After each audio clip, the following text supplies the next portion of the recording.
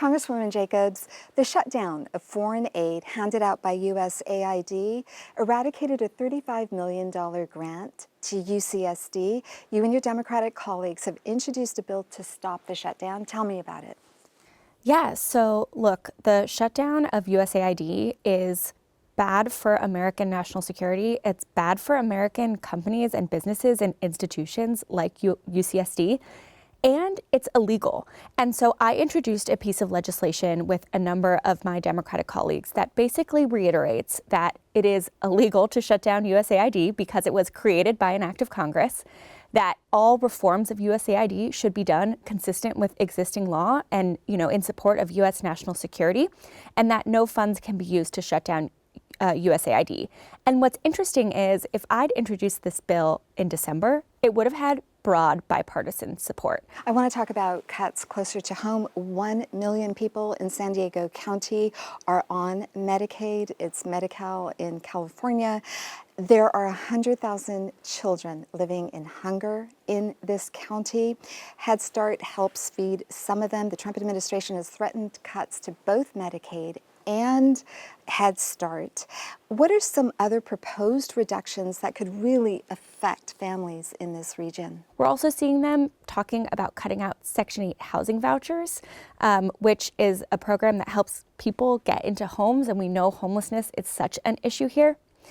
Recently, the VA fired over 1,000 workers. San Diego is a huge veteran community, fourth largest in the country, actually.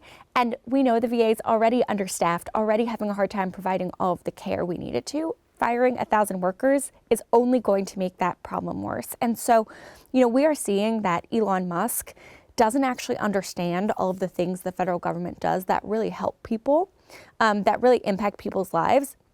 And he's literally just like Control F, searching different words and cutting things off, and just has no understanding of how the federal government works and how many people in San Diego, but all across the country, really rely on this federal funding.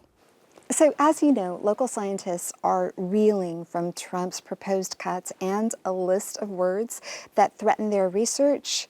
Words like women, Black, and Hispanic. Also, as you mentioned, Elon Musk now has access to our financial data, including our social security numbers. He has mistakenly fired nuclear safety workers, workers for the IRS. What are Democrats doing to counter all of this, other than asking the administration not to do this? I think one of the most important things to recognize is that their strategy is to do this so quickly and to flood the zone so that we feel frustrated and powerless and overwhelmed.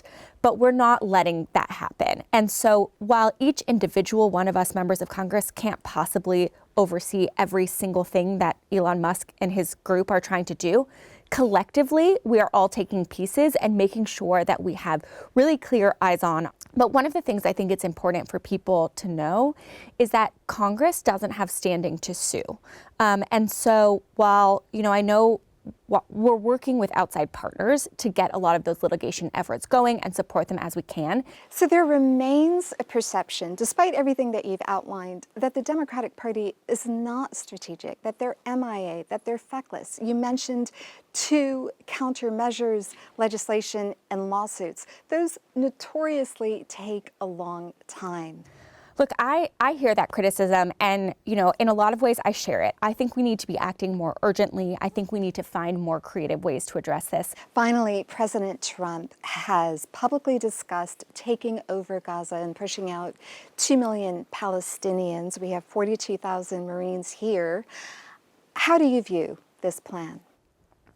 Let's be clear, that is ethnic cleansing.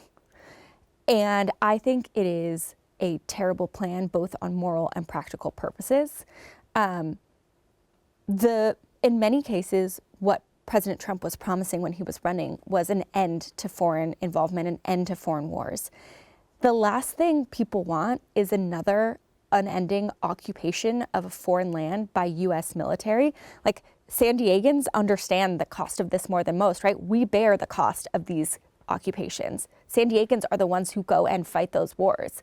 And to me, it makes absolutely no sense to be sent, and it's horrible to the idea of kicking people out of their homeland and sending American troops when what everyone knows, what has long been the case, is that the only real way to peace and stability in the Middle East is a two-state solution where Palestinians have dignity and autonomy and self-respect and respect, and Israelis can live in safety and security. Congresswoman Jacobs, thank you so much for speaking with me today.